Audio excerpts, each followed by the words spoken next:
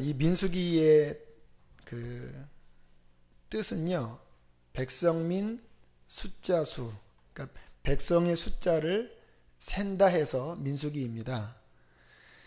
그래서 총 2번의 계수를 합니다. 오늘 그 1장, 2장에서 한 번 하고 뒤에 26장에서 한 번 또 계수를 해서 민수기라고 하고요.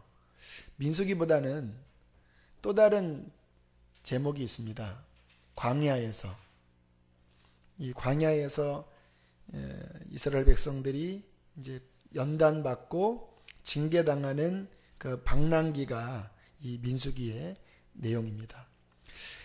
이 민수기를 읽는 방법을 제가 좀 알려드릴 테니까 앞으로 민수기 읽을 때는 그 지혜를 가지시면 굉장히 이렇게 지금 우리에게도 교훈될 만한 내용들이 많이 있습니다. 왜냐하면 그 고린도전서 9장 10장에 보면 사도 바울이 이 광야의 이 이스라엘의 실패가 우리의 거울이 된다라고 말씀하시거든요. 그러니까 왜 실패했는지, 실패할 때 어떠한 하나님의 징계를 받는지를 보면 이 민수기가 굉장히 우리에게 와닿고 또 우리 얘기입니다. 이스라엘 백성들 이렇게 넘어지는 모습 보고 판단할 거 하나도 없습니다. 다 우리 얘기하는 거예요. 근데 이제 문제는 뭐냐면 그 읽다 보면 그 인원수 계수하는 거, 그리고 하나님께 그 예물 드릴 때 아주 길게 이게 반복이 되는 게 이 쥐약이에요. 그래서 민수기가 그 앞에 읽다가 이게 막 이렇게 아주 시험 드는 일이 벌어집니다. 그래서 제가 알려드릴 테니까 그 방식대로 읽어보세요. 제가 오늘 이제 간단하게 설명을 해드릴 테니까 그 백성 숫자 세는 데는요, 그냥 훅 지나가면 됩니다. 거기 말씀에 뭐 이름이 뭡니까? 뭐 에브라함에서 뭐 엘리 사마요요, 뭐 기드오니의 아들 아비단, 이런 거 깊이 묵상하시면 안 돼요. 이런 거는 신학자들도 묵상 안 하거든요. 그러니까 여러분들 이런 부분들은 좀 빨리빨리 지나가셔야 되는데 일단 여러분들에게 인식을 돕기 위해서 제가 좀 설명을 해드릴게요. 자, 1장은 각 지파별로 20세 이상 싸움에 나갈 만한 숫자를 계수합니다. 총수가 몇 명이냐면요, 60만 3,550명. 20세 이상 남자만 60만 3,550명입니다. 여기에 레위 지파는 이 수에 넣지 않아요. 왜냐하면 레위 지파는 성막을 운반하는 일만 전담하게 했기 때문에 그렇고요. 자, 2장은요, 처음에는 그냥 이렇게 무대기로 나왔습니다. 거의 뭐 오합지졸에 그냥 거의 뭐 길거리에 거지처럼 그냥 우르르르 해서 나왔거든요. 그런데 요 시내산에 와서 진영을 갖춥니다. 굉장히 질서정연해집니다. 진을 칠 때 있는 가운데 성막이 있고 동서남북에 세 지파씩 딱 대열해서 있고요. 그 다음에 출발할 때도 맨 앞에 법궤가 가고 어떻게 대열을 이루어서 출발할지, 그 진을 칠 때와 출발할 때의 그 진영에 대한 것이 2장입니다. 그래서 2장도 그런 내용만 알고 훅딱 넘어가셔야 돼요. 자, 3장 4장은 레위인들, 아론의 자손들이 각 그 종족별로 무슨 봉사를 할지 이해가 되셨나요? 그냥 보통 이스라엘 백성들이 아니라 아론과 레위인 가운데 각 족속대로 누구는 뭐 성막 거두는 일을 하고, 누구는 뭐 법궤 매는 일을 하고, 누구는 무슨 일을 하고, 이렇게 자세하게 각 지파의 위치와 할 일들을 정리한 내용이 3장 4장입니다. 굉장히 질서 정연해집니다. 여기까지 보면서 한 가지 묵상할 수 있는 것은요,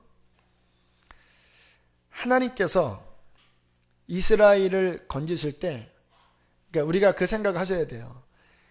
애굽에서 건지신 이유가 단순한 구원, 단순한 가나안 주시는 게 아니라는 거예요. 하나님이 모세에게 말씀하실 때 내 백성을 불러내라, 이 백성이 나를 섬기리라 그랬습니다. 이 백성이 나에게 예배하리라, 내가 이들 가운데 거해서 이들의 섬김을 받고 나는 이들과 함께 하겠다.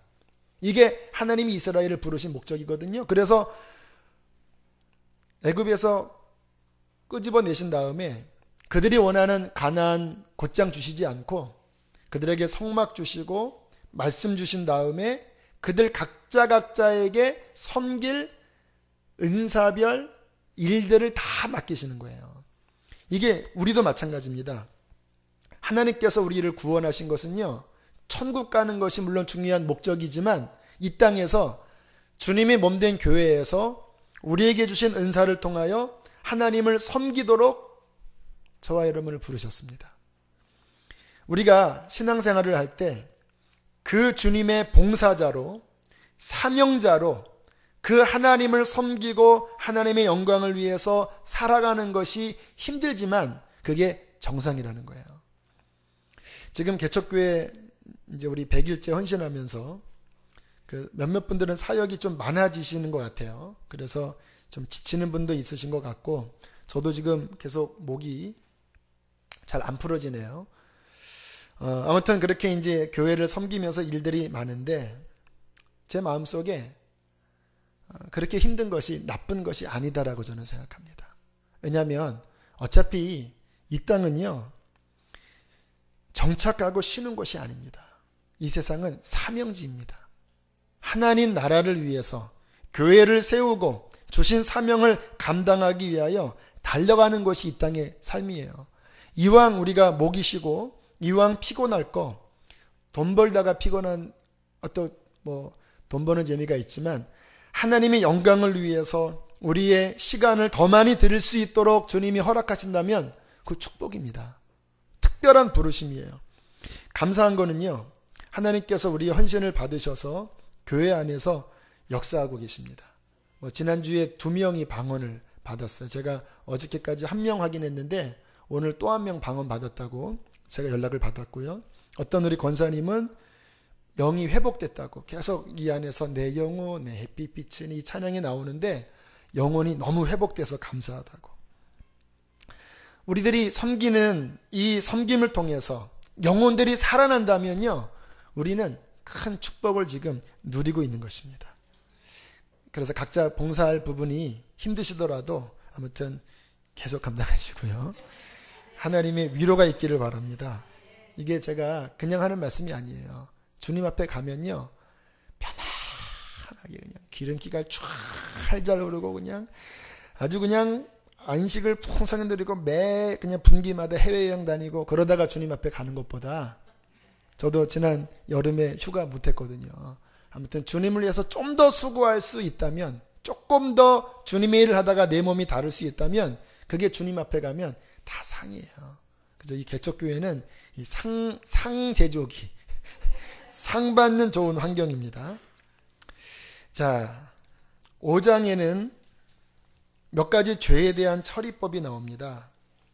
부정한 사람들은 어떻게 행동해야 되는지, 또 아내가 간통했다라는 어떠한 그 심증이 있을 때 어떻게 이것을 증명하는지, 오늘날 이런 것은 솔직히 똑같이 적용할 수는 없습니다. 그러나 의미를 살펴보면요, 이것입니다. 우리의 신앙생활에 가장 중요한 것은 하나님과 나 사이에 죄로 인하여 막히지 않도록 신경 써야 된다는 거예요.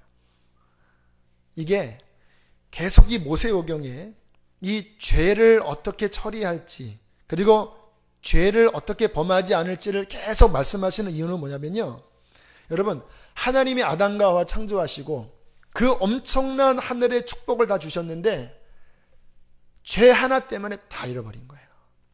하나님께서 이스라엘에게 가나안을 주시려고 말씀하셨는데 죄 하나 때문에 그 모든 계획이 다 수포로 돌아가는 거예요.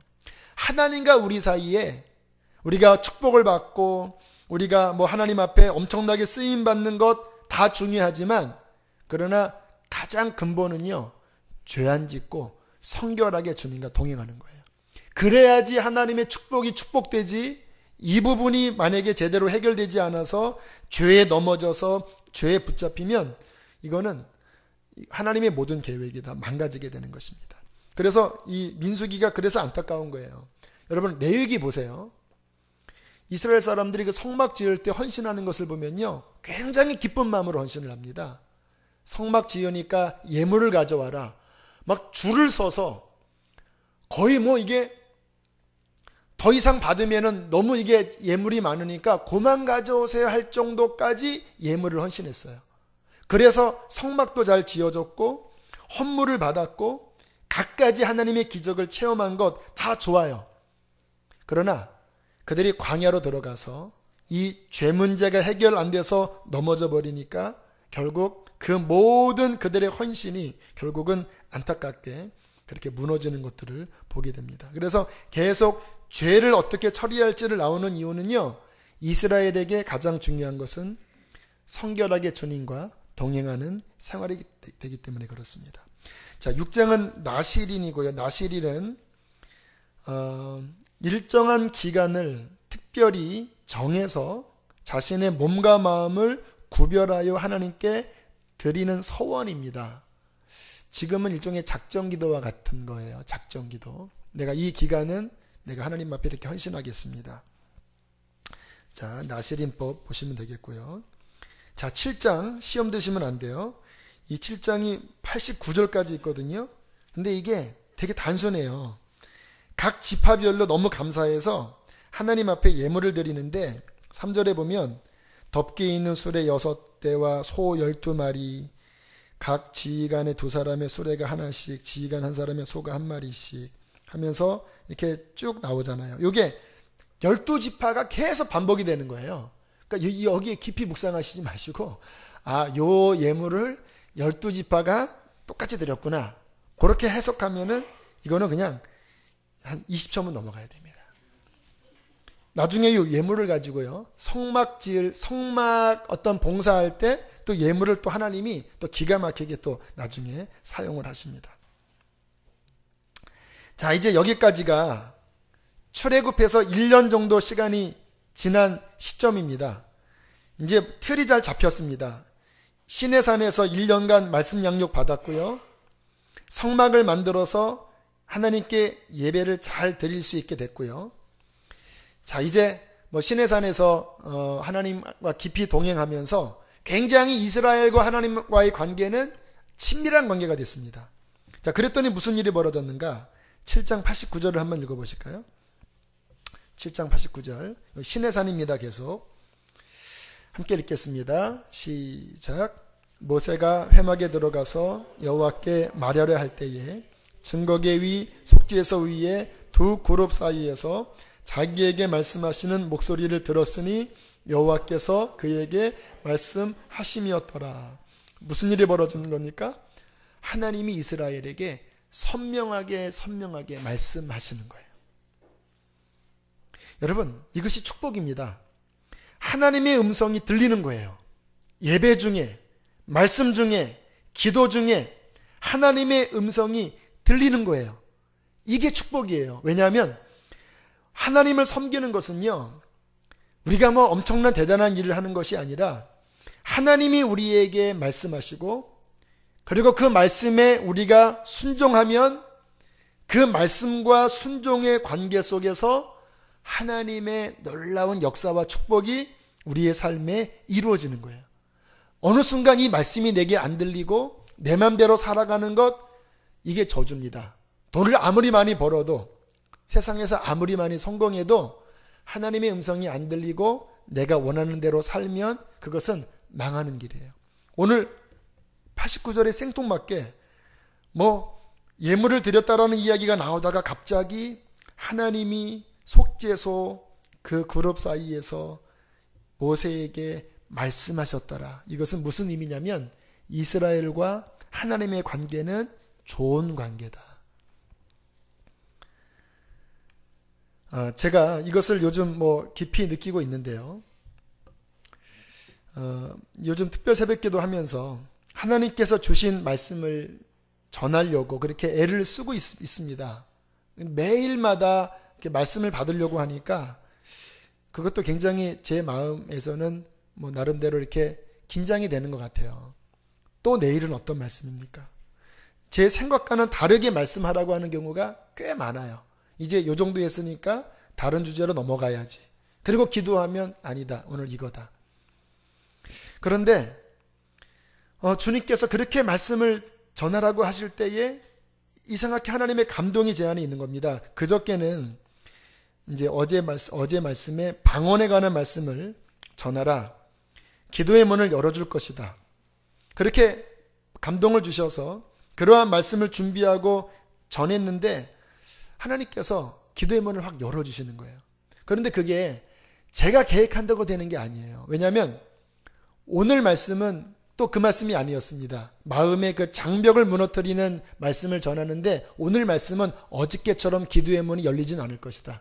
왜냐하면 내면 안에 있는 그 장벽들과 싸우는 것은 일종의 좀 씨름이 들어가기 때문에 전날처럼 이렇게 강하게 열려지지는 않지만 그러나 그것은 꼭 해야 되는 작업이니까 그 말씀 전해야 된다. 정말 어저께는 확 열렸는데 오늘은 그 정도는 아니지만 또 하나님이 그런 말씀 전하라고 했으니까 전한 겁니다. 그런데 제가 월요일, 화요일은 제 마음에 앞으로 나오라고 했습니다. 안수기도 해드린다. 왜냐하면 그 월요일, 화요일 주제가 성령 세례와 또 기도문이 열리는 거기 때문에 제 마음에 나오면 안수를 해드리겠다는 마음이 들었거든요. 근데 오늘은 그 멘트가 안 나왔습니다. 왜냐하면 뭐 하나님이 감동을 안 주셨나 봐요. 제가 별로 생각이 없었는데 그냥 지나갔습니다. 근데 그 한 자매가 그 오늘 안수 받고 싶어서 나왔는데 제가 안 해줬다고 짜증을 냈다는 거예요. 엄마한테 짜증을 냈대요. 그래서 한편으로는 미안하더라고요. 그냥 해줄 걸. 그런데 엄마가 그렇게 딸한테 이야기를 했대요. 월요일날 화요일날 나오라고 했을 때 그때 나왔어야지. 오늘은 목사님이 그런 마음이 없었나 본데 하나님이 말씀하실 때 나와야 된다. 생각해보니까 그 말씀이 맞는 거예요.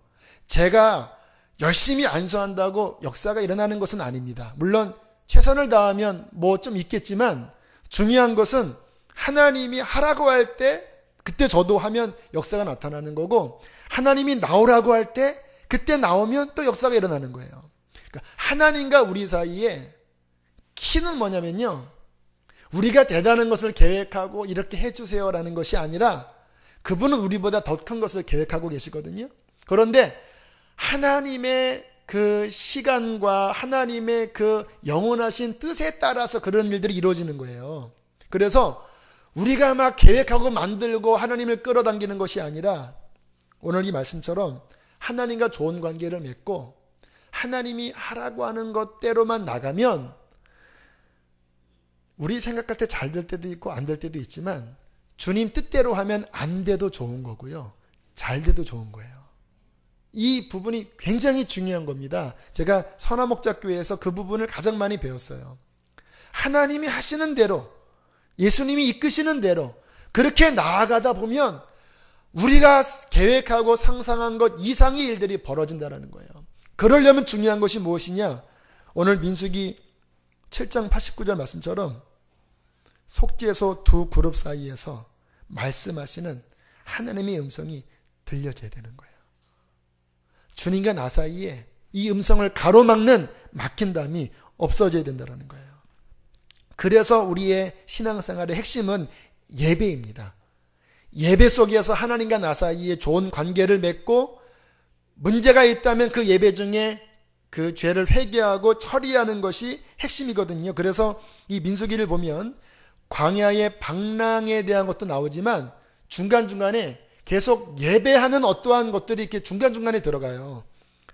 8장에 등잔을 차려놓는 방식. 이것도 예배에 관한 말씀이고요. 레위인이 요제로 드린 것, 9절에 유월절 예배.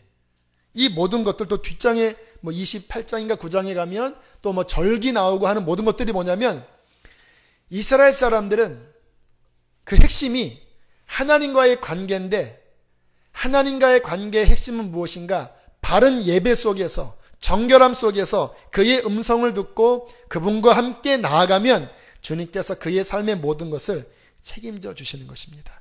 우리의 삶에도 주님과의 온전한 관계, 주님과의 예배의 회복이 있기를 주의 이름으로 축복합니다. 자, 9장 넘어가면요. 15절에 지금 제가 드린 말씀을 증명하는 내용이 나오는데요. 그 이스라엘이 움직이는 것은 본인이 계획대로 움직이지 않고, 자, 9장 15절부터 한번 읽어보실까요? 쭉 한번 읽어보세요. 천천히 시작. 성막을 세운 날에 구름이 성막 곧 증거의 성막을 덮었고 저녁이 되면 성막 위에 불 모양 같은 것이 나타나서 아침까지 이르렀으되 항상 그러하여 낮에는 구름이 그것을 덮었고 밤에는 불 모양이 있었는데 구름이 성막에서 떠오를 때에는 이스라엘 자손이 곧 행진하였고 구름이 머무는 곳에 이스라엘 자손이 진을 쳤으니 이스라엘 자손이 여호와의 명령을 따라 행진하였고 여호와의 명령을 따라 진도 쳤으며 구름이 성막 위에 머무는 동안에는 그들이 진영에 머물렀고 구름이 성막 위에 머무는 날이 오래일 때에는 이스라엘 자손이 여호와의 명령을 지켜 행진하지 아니하였으며 혹시 구름이 성막 위에 머무는 날이 적을 때에도 그들이 다만 여호와의 명령을 따라 진영에 머물고 여호와의 명령을 따라 행진하였으며 혹시 구름이 저녁부터 아침까지 있다가 아침에 그 구름이 떠오를 때에는 그들이 행진하였고 구름이 밤낮 있다가 떠오르면 곧 행진하였으며 이틀이든지 한 달이든지 1년이든지 구름이 성막 위에 머물러 있을 동안에는 이스라엘 자손이 진영에 머물고 행진하지 아니하다가 떠오르면 행진하였으니 곧 그들이 여호와의 명령을 따라 진을 치며 여호와의 명령을 따라 행진하고 또 모세를 통하여 이르신 여호와의 명령을 따라 여호와의 직임을 지켰더라. 할렐루야. 이게 우리의 삶인 거예요. 주님이 움직이시는 대로 하루 있다가 움직이면 가면 되고 1년간 움직이지 않으면 가만히 있으면 되는 거예요. 우리는 급해서 가나안 들어가기 프로젝트 딱 막 1년 잡고 막 거기 그때가 안 되면 답답해 하는데 그럴 필요 없습니다. 주님이 이끄시는 대로 살면 그것이 우리에게 최선인 것입니다. 자, 이제 10장 11절에 드디어 이러한 일이 벌어집니다. 요 10장 11절로부터 해서 전반부가 후반부가 나눠져요. 11절 전이 신명기의 전반부고요. 11장 이후가 이제 후반부입니다. 읽겠습니다. 시작. 둘째 해 둘째 달 20날에 구름이 증거의 장막에서 떠오르며 출발합니다. 11개월 20일 정도 시내산에 머무른 거예요. 그리고 이제 성막 세우게 하시고 진영을 갖추시고 말씀도 가르치시고 1년간 훈련 잘 마친 다음에 이제 실습 저 가나안 땅을 향하여 이제 드디어 출발하는 거예요. 얼마나 설레었을까. 자, 그런데 문제가 생깁니다. 출발한 지 며칠 지나지 않아서 11장에 넘어가면 그들이 시내산에서 해결된 줄 알았던 그들의 마음의 쓴뿌리가 다시 올라오기 시작했어요. 물론 시내산에서 한 번 문제가 있었습니다. 그 모세가 산에 올라갔을 때 우상 숭배했던 적이 있죠. 그런데 그것을 잘 처리한 다음에 그 후로는 괜찮았어요. 이렇게 성막도 잘 짓고 이스라엘이 예물도 잘 드리고 괜찮았어요. 그래서 겉으로 해결된 줄 알았어요. 그런데 다시 광야로 들어서자 역시 힘든 일들이 벌어졌지요. 메마른 땅을 걸어가고 또 물이 없는 이 일들이 벌어지자 그들의 내면 안에 있었던 그 원망과 불신앙의 쓴뿌리가 다시 올라오기 시작했습니다. 자, 그게 이제 11장부터 계속 나오는 내용인데요. 다베라에서 원망하는 일들이 벌어지고요. 11장 4절은 다 같이 읽어보실까요? 시작. 그들 중에 섞여 사는 다른 인종들이 탐욕을 품음에 이스라엘 자손도 다시 울며 이르되 누가 우리에게 고기를 주어 먹게 하랴. 5절. 우리가 애굽에 있을 때에는 값없이 생선과 오이와 참외와 부추와 파와 마늘들을 먹은 것이 생각나거늘 이제는 우리의 기력이 다하여 이 만나 외에는 보이는 것이 아무것도 없도다 하니. 이스라엘 사람들이 또 애굽 타령하는 거예요. 1년이나 지났는데 엄청난 기적을 보았는데 애굽이 좋았다 또 그러는 거예요. 시내산 전에는요, 이스라엘이 불평했을 때 하나님이 아무 말 하지 않고 그냥 그들의 문제를 해결해 줬습니다. 근데 시내산 이후 말씀을 알고 하나님과의 관계가 정립된 다음에 또다시 무너질 때는 이제 징계가 벌어지기 시작합니다. 하나님께서 불로 사르기도 하시고 그들이 뱀에도 물려 죽게 하시고, 자, 그렇게 이제 징계가 쭉 시작이 돼요. 또 12장에 가면 미리암과 아론이 또 어때 모세에게 좀 비방하다가 또 문두병 걸려서 어려움 당하는 일이 벌어지고, 자, 드디어 13장, 14장에 결정적인 일이 벌어지지요. 가나안 땅을 정탐하고 와서 그들이 그 열 족장들이, 대표들이 부정적인 보고를 합니다.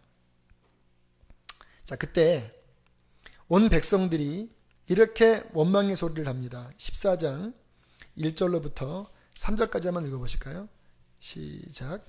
온 백성이 소리를 높여 부르짖으며 백성이 밤새도록 통곡하였더라.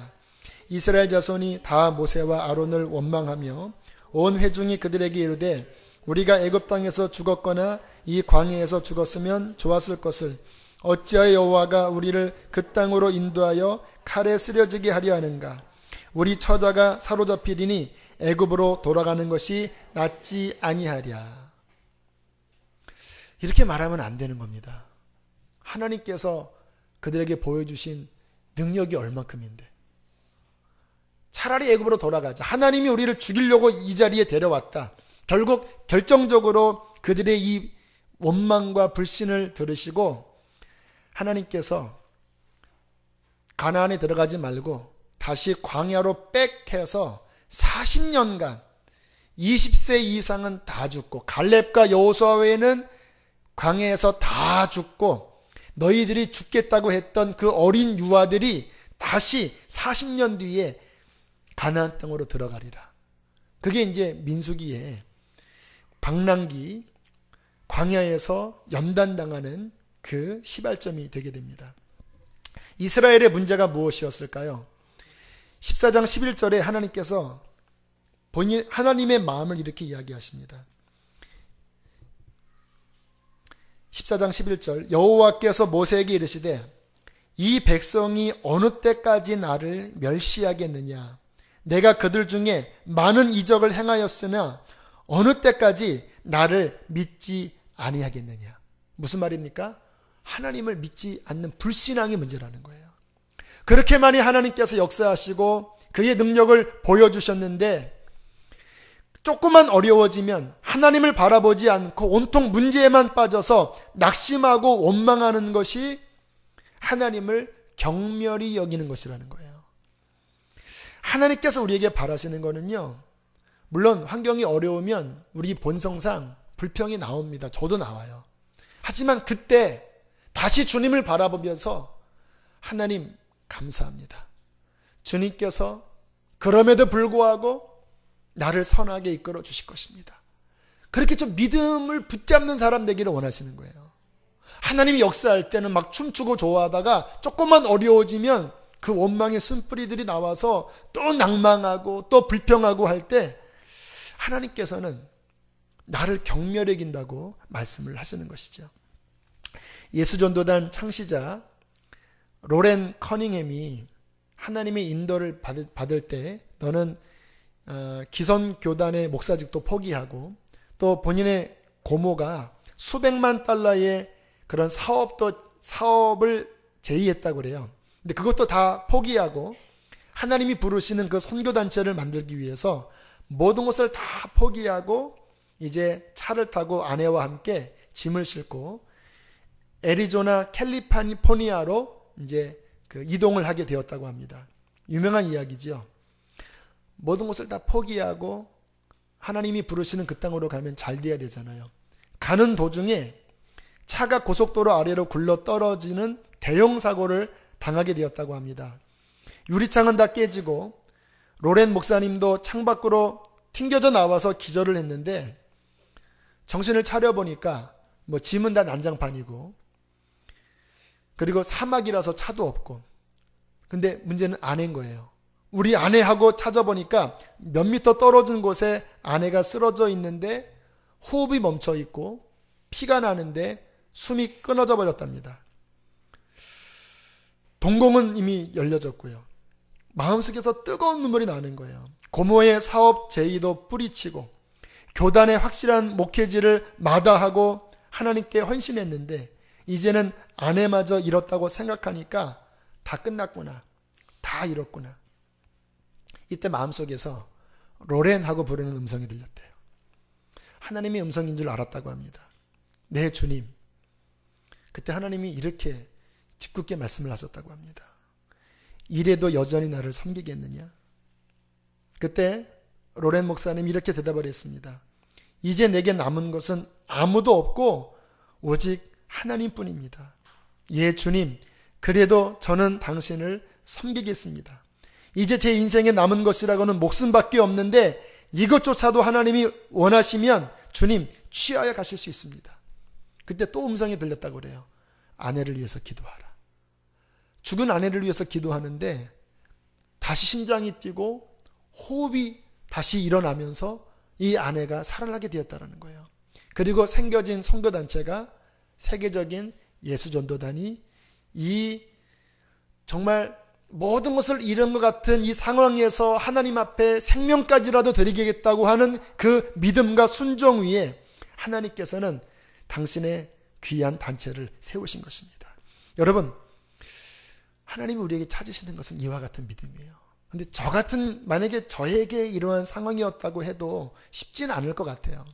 이스라엘이 광야에서 불평하는 것은 이해가 될 법도 합니다. 성지순례 갔다 온 분들 이야기를 들어보니까 그 광야, 그 뙤약볕 아래서 물도 없이 300만이 그렇게 지나다니는 것은요, 한 2, 3일만 지나면 짜증이 날 법도 해요. 그렇지 않겠습니까? 여러분들 한낮에 3시간만 바깥에 있어 보세요. 누가 불평 안 하겠습니까? 제가 담임 목사로서 여러분 30도가 넘는 이 한여름에 저 시내 나가서 3시간만 전도하고 오십시오. 그러면은 아멘 할 분도 있지만 갔다 와서 막 저 교회 진짜 힘들다 하면서 짜증내실 분 많으시겠잖아요. 그런데 처자와 유아와 동물들 데리고 그 뙤약볕 아래 그냥 정처 없이 가는 거예요. 정처 없이. 물도 어디서 날지도 모르고 음식도 없어요. 그러니까 인간적으로 보면 그들 안에 막 불평 나오는 것은 당연할 수 있습니다. 그런데 하나님이 말씀하시는 건 뭐냐면 그것만 보지 말고 내가 지금까지 역사한 기적을 봐라. 반석에서 물이 나지 않았냐. 만나가 내리지 않았냐. 내가 너희들 어려울 때마다 구름기둥 불기둥으로 인도하잖아. 내가 너희에게 원하는 것은 떡으로만 사는 것이 아니고 환경으로 사는 것이 아니고 하나님의 말씀을 하나님만을 붙잡고 사는 믿음의 세대를 일으키기를 원하는 거야. 광야에서 하나님이 원하시는 것은 그겁니다. 우리에게도 마찬가지예요. 때로는 좀 어려운 삶으로 주님께서 우리를 밀어넣으실 때가 있어요. 그때 주께서 보기를 원하시는 것은 주님 그래도 나는 하나님밖에 없고 나는 하나님을 찬양합니다. 하나님은 내게 선하십니다. 그 믿음 위에 서서 하나님 앞에 나아갈 때 주님께서는 그 믿음을 가장 기쁘게 받으실 것입니다. 자, 이제 이후로 민수기는 방랑 생활이 시작이 됩니다. 몇 년 동안? 40년 동안. 그 40년 동안 무슨 일이 벌어졌습니까? 하나님을 믿지 않는 쓴뿌리의 옛사람이 다 죽는 거예요. 영적인 해석을 해보면 옛사람이 광야에서 다 죽는 거예요. 이 40년간 성경에 보면 계속 또 어려운 환경이 오면 불평하고 원망하는 사람들이 일어나거든요. 그때마다 하나님이 그들을 처리하십니다.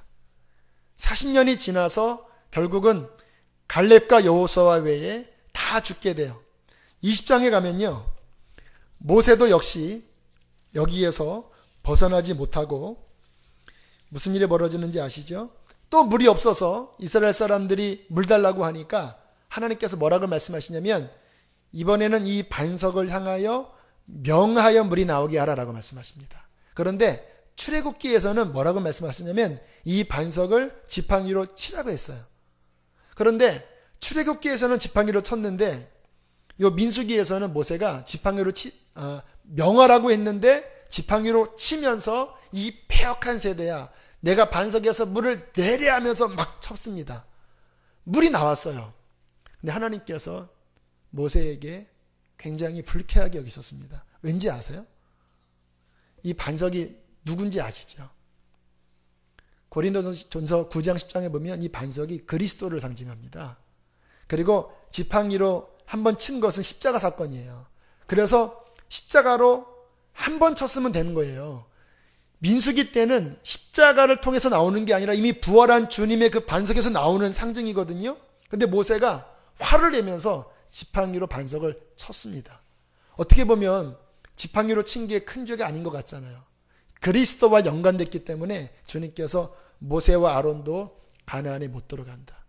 물론 그렇다고 뭐 하나님께서 버리신 것은 아닙니다. 그러나 여기까지가 모세의 역할이다 하고 그 죄의 어떠한 그 굴레에 모세도 역시 얼거매게 되게 됩니다. 자, 그러면서 요 20장까지가 기간이 40년이 지난 거예요. 그러니까 14장, 15장부터 요 20장까지가 긴 시간입니다. 40년 지난 거예요. 그래서 20장 후반부에 이제 아론도 죽고요. 그리고 21장에 가면 다시 이제 그 연단이 물론 다 끝나지는 않았지만 다시 하나님이 이스라엘에게 승리를 주신 이제 다시 반전이 21장부터 시작이 됩니다. 자, 21장이 중요한 또 하나의 반전인데 함께 21장 1절부터 3절까지 읽어보겠습니다. 시작. 네겝에 거주하는 가나안 사람 곧 아랏의 왕이 이스라엘이 아다림길로 온다함을 듣고 이스라엘을 쳐서 그중 몇 사람을 사로잡은지라. 이스라엘의 여호와께 서원하여 이르되 주께서 만일 이 백성을 내 손에 넘기시면 내가 그들의 성읍을 다 멸하리이다.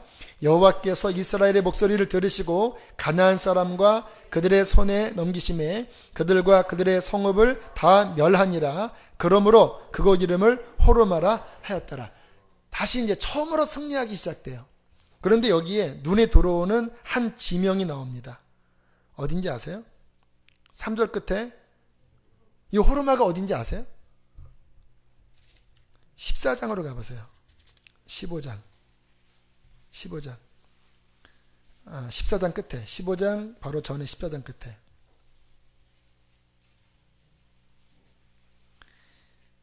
요때가 이제 가데스 바네아에서 이들이 원망불평해서 다시 광야로 빽하라 했던 그 시점이거든요. 그런데 이스라엘 사람들이 청개구리처럼 다시 돌아가라고 하니까 아닙니다. 우리가 또 전쟁하겠습니다 해서 올라가다가 대패합니다. 자, 14장 45절 읽겠습니다. 시작. 아말렉인과 산간지대에 거주하는 가나안인이 내려와 그들을 무찌르고 어디까지 이르렀어요? 여기서 대패했습니다. 그리고 이스라엘은 승리를 못했어요. 40년이 지납니다. 다시 승리하기 시작합니다. 어디에서? 무슨 뜻일까요? 다시 실패했던 그 자리에서 40년이 지났지만 하나님이 다시 일으키시는 거예요. 제가 신앙생활을 하면서 느끼는 것은 뭐냐면요. 하나님의 훈련에 우리가 실패해서 넘어지잖아요. 그러면 많은 경우 다시 그 시점에 돌아가서 꼭 직면해서 다시 이기게 하세요. 지난 주일날 그 야곱 말씀드렸잖아요. 야곱이 형과의 관계에서 문제가 안 풀어졌거든요. 그런데 결국은 형과 직면해서 그것을 풀고 넘어가잖아요. 요셉의 12아들 중에서 요셉을 팔았던 그 형제들, 그 요셉을 팔고 얼마나 마음에 걸렸습니까? 근데 나중에 요셉이 총리가 되어서 그 형들에게 이렇게 감추고 동생 내려와라 했던 그 모든 과정은요, 그 묶였던 그들의 문제를 그 자리에서 다시 풀기 위해서 그런 거예요. 그들이 요셉을 팔았다가 나중에 언제 회복되냐면 그 베냐민을 다시 붙잡는다고 하니까 유다가 말하기를 차라리 나 잡아가세요. 내가 종이 되겠습니다. 그 고백하는 순간 요셉의 마음이 열리면서 제가 요셉입니다 하잖아요. 요셉을 팔았던 그 마음이 그 위치에서 다시 정상적으로 돌이킬 때 그때 회복이 일어나는 거예요. 제가 그 20살 때 다녔던 교회에서 아이들과 청년들의 부흥을 위해서 참 많이 기도했습니다. 제가 뭐 그때 나이도 너무 어리고 그 교회에 고등부부터 나왔던 교회이기 때문에 결국 부흥을 이루지 못하고 실패하게 됐습니다. 그리고 1년 뒤에 다른 교회로 부임했는데 똑같은 거예요. 그 상황과. 제가 부흥을 일으키지 못하고 나와서 1년간 다른 교회에 있다가 처음 교육전도사로, 처음은 아니지만 아무튼 교육전도사로 다시 들어갔는데 똑같은 거예요. 규모도 비슷하고 상황도 비슷하고. 그때 느꼈습니다. 아, 이때 승리하지 못한 상황을 그대로 주시는구나. 그리고 여기서 하나님이 승리하게 하셨습니다. 아이들이 부흥이 일어났고 청년의 부흥이 일어났습니다. 여러분에게도 그런 부분이 있으실 거예요. 어떠한 부분에서 실패했다면요, 그 상황은 또 옵니다. 답은 직면에서 이번에는 믿음과 순종으로 이기는 거예요. 도망가지 마세요. 거기에 실패하면요, 자꾸 두려워서 또 도망가요. 도망가지 마세요. 직면에서 믿음으로 통과하면 하나님께서 여러분의 지경을 한 단계 위로 올려주실 것입니다. 자, 이제 21장부터 승리의 어떠한 분위기가 있는데, 자, 23장부터 22장부터 23장, 24장은 굉장히 긴 장인데 내용은 한 내용입니다. 모압 왕이 발람 선지자를 불러서 이스라엘을 저주하라 하는 그 내용 잘 아시죠? 근데 좀 헷갈리는 부분이 있습니다. 왜냐하면 발락 왕이 발람 선지자에게 와서 이스라엘을 저주하라는 사신이 왔을 때 처음에는 하나님이 발람 선지자에게 가지 말라고 말씀을 하세요. 그런데 조금 지나면 또 이제 사신이 올 때는 하나님이 이번에는 가라고 말씀을 하세요. 그래서 발람 선지자가 나귀를 메고 출발을 했더니 이번에는 천사가 나타나서 너 왜 가냐? 너 죽을래 그래요. 하나님이 왔다 갔다 하시는 것 같아요. 이 부분이 헷갈리는데 정리하면 이렇습니다. 저주하러 가는 것은 하나님의 뜻이 아니에요. 그러니까 저주하러 가지 말라고 말씀하십니다. 두 번째 왔을 때는 가긴 가되 가서 저주하는 것이 아니라 이스라엘을 축복하라고 말씀을 하시는 거예요. 그런데 왜 천사가 나타나냐면 발람 선지자가 마음이 흔들렸습니다. 그 마음에 재물에 대한 욕심이 있었어요. 그래서 다시 한번 단도리하는 의미에서 천사가 나타나서 네 가는 길이 너 패역하다. 왜? 그 마음이 이미 부패되고 있거든요. 가면 하나님이 하시는 말씀만 해라. 그래서 결국은 거기에 발람 선지자가 놀래서 하나님 앞에 이스라엘을 3번이나 축복하잖아요. 자, 그러면은 발람 선지자가 좋은 선지자지요. 그런데 좋은 선지자가 아닙니다. 나중에 31장을 한번 넘어가 보세요. 31장 8절 한번 읽어보세요. 8절. 31장 8절. 자, 이스라엘이 이 모압을 점령한 다음에 발람을 이렇게 합니다. 31장 8절을 읽겠습니다. 시작. 미디안의 5왕을 죽였으니 미디안의 왕들은 에이와 레겜과 수루와 후루와 레바이며 또 부월의 아들 발람을 칼로 죽였더라. 죽여버립니다. 이스라엘이. 왜 죽였는지 아세요? 31장 16절 보세요. 16절 읽겠습니다. 시작. 보라, 발람의 꾀를 따라 이스라엘의 자손을 부올의 사건에서 여호와 앞에 범죄하게 하여 여호와의 회중 가운데서 연병이 일어나게 하였느니라. 발람이 뭐를 냈다고 그래요? 무슨 꾀를 냈는지 아세요? 다시 돌아가십시오. 25장을 보세요. 25장. 자, 1절 2절을 읽어보세요. 25장 1절 2절. 시작. 이스라엘이 시딤에 머물러 있더니 그 백성이 모압 여자들과 음행하기를 시작하니라. 그 여자들이 자기 신들에게 제사할 때에 이스라엘 백성을 청함해 백성이 먹고 그들의 신들에게 절함으로. 그러니까 이 발람 선지자가요 3번 축복 잘했습니다. 그런데 이 욕심이 해결이 안 되는 거예요. 그래서 가면서 뭐라고 이야기를 했냐면 발락왕에게 이렇게 속삭였습니다. 하나님께 저주하는 것은 안 됩니다. 왜냐하면 하나님이 이미 저들을 복주시기로 작정하셨기 때문에 나 저주 못합니다. 그러나 하나님 손으로 저들을 멸할 방법이 있습니다. 우상 숭배하게 하면 우리가 힘쓸 것도 없이 하나님 죽일 겁니다. 그러니까 지금 저들이 광야 생활 피곤하잖아요. 그 미디안의 그 어여쁜 그 창녀들이, 그리고 그 신전에서 제사하는 여자들을 광야로 보내서 거기 있는 남정네들을 부르라. 그러면 그들이 강하지 않다. 그들을 손붙잡고 그 제사 지낼 때 따라오게 하면 그들이 마음이 약하기 때문에 제물을 먹고 함께 제사에 참여하면 그들은 끝나버릴 것이다. 그것을 꾀를 넣어주고 가버립니다.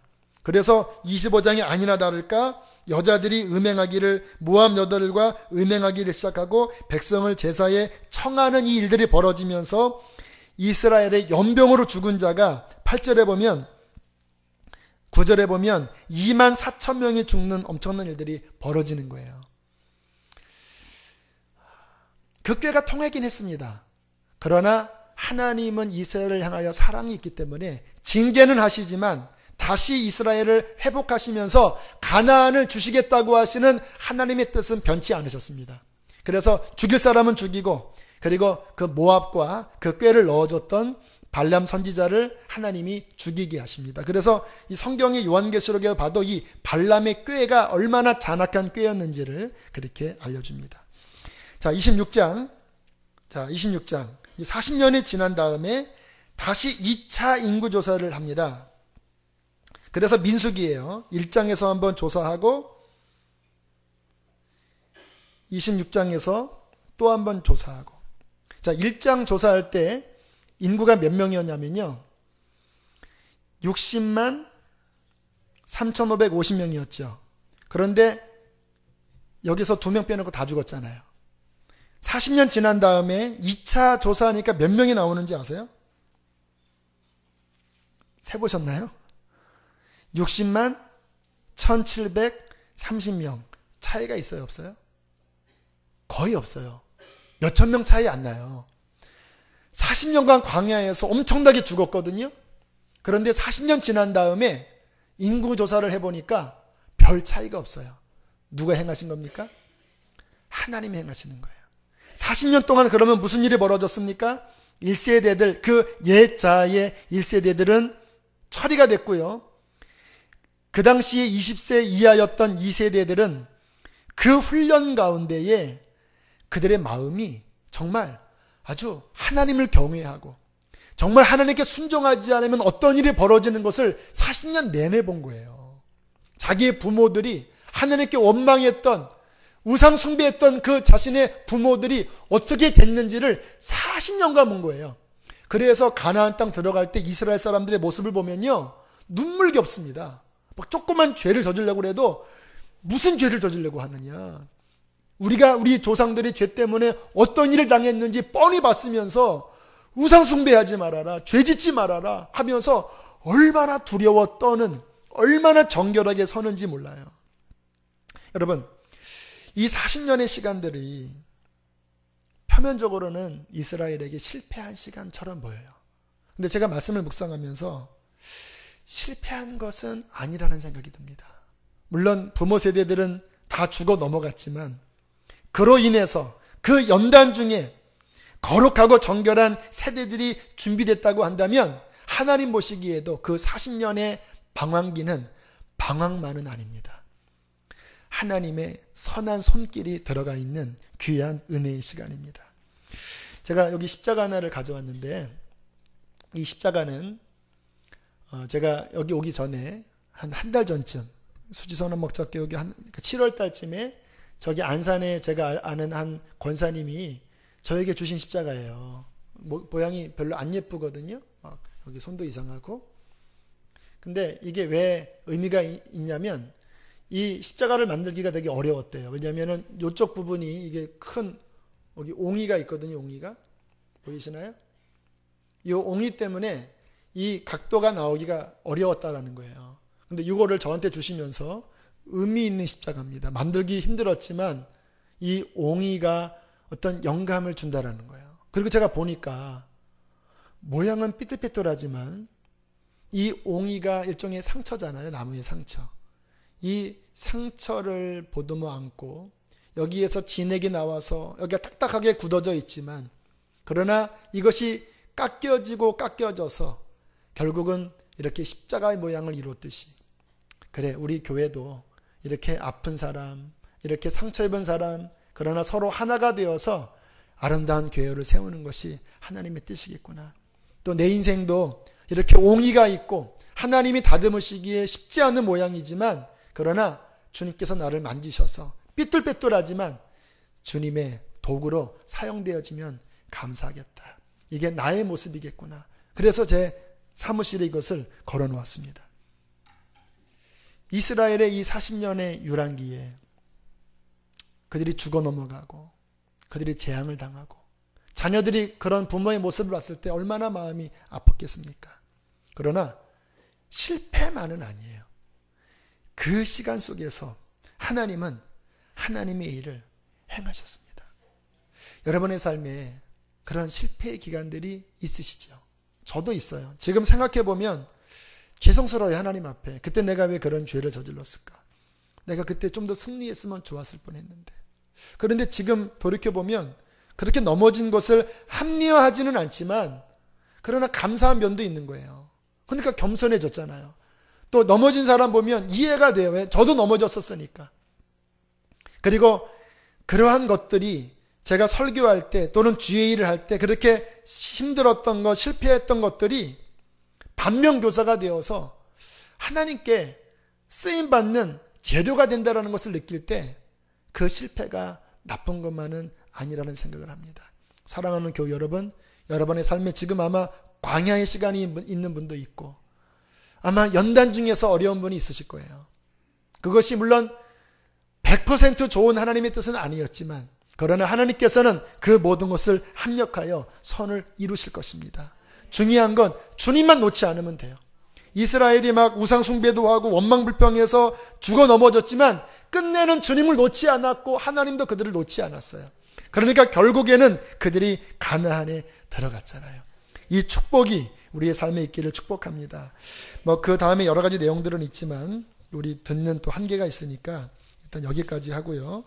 다음에는 신명기를 할 텐데 여기에서 한두 가지를 조금 더 살펴보면 좋을 내용들은 다음 주에 하나님이 허락하시면 하고요. 일단 다음 주 남부터 신명기 전체를 읽어오시면 감사하겠습니다.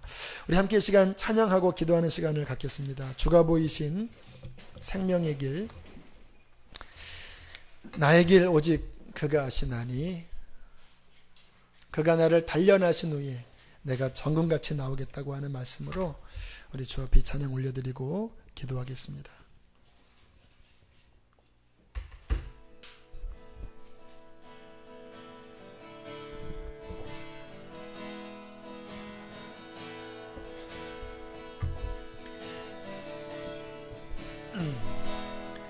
주가 보이신 생명의 길, 나 주님과 함께 상한 마음을 드리며 주님 앞에 나가리. 나의 의로움이 되신 주 그 이름 예수, 나의 길이 되신 이 이름 예수.